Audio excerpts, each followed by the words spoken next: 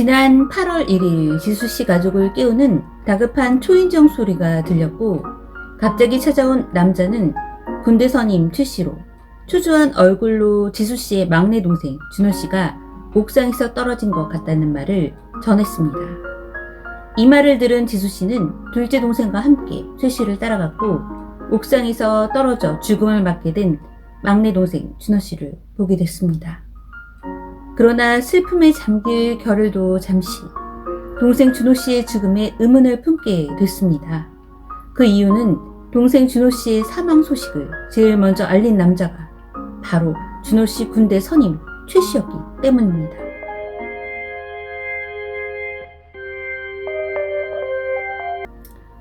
안녕하세요. 저는 미스터리한 사건과 사고를 전하는 크리스비 사건부입니다.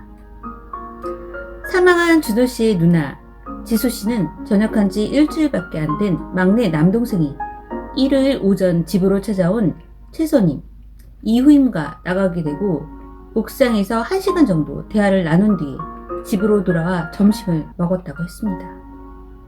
이후 준호씨는 밥도 제대로 먹지 않고 심각한 표정으로 밖으로 나갔는데 오후 4시 30분쯤 옥상에서 떨어져 죽음을 맞게 됐다는 소식을 듣게 됩니다.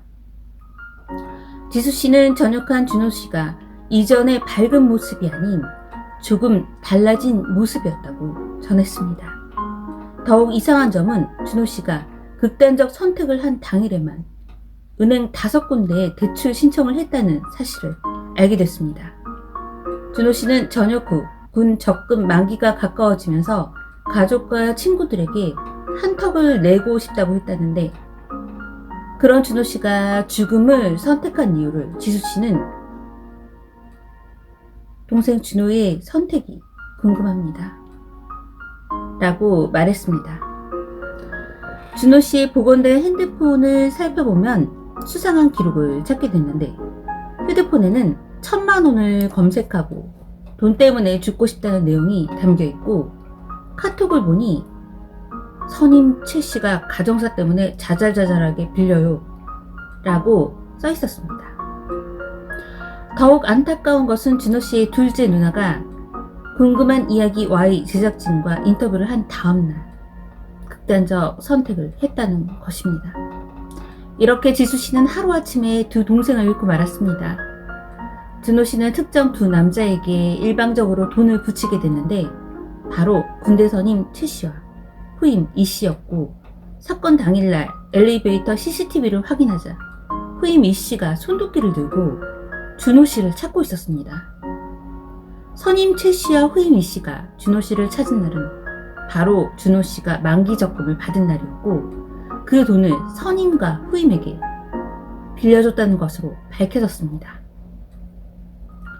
카톡 내용에는 선임에게 돈을 돌려달라고 예언했고 준호씨의 명의의 예금이 충분히 있었음에도 선임과 후임에게 다수의 대출 신청도 해줬습니다. 전문가는 준호씨가 끊임없이 돈에 대한 압박을 받고 지옥의 고리를 끊을 수 없었기 때문에 죽음을 선택했을 가능성을 얘기했습니다. 현재 손도끼를 들고 찾아와 협박을 했던 후임은 불구속 상태이고 첫 조서에서 햇살론을 언급했던 선임은 이 건도 되지 않아서 증거인멸 가능성이 있습니다. 지수씨 가족은 형사집행 과정을 지켜볼 뿐 3주째 경찰에게 기다리라는 말만 듣고 변호사를 선임하게 됐고 국민청원에 올리게 됐습니다.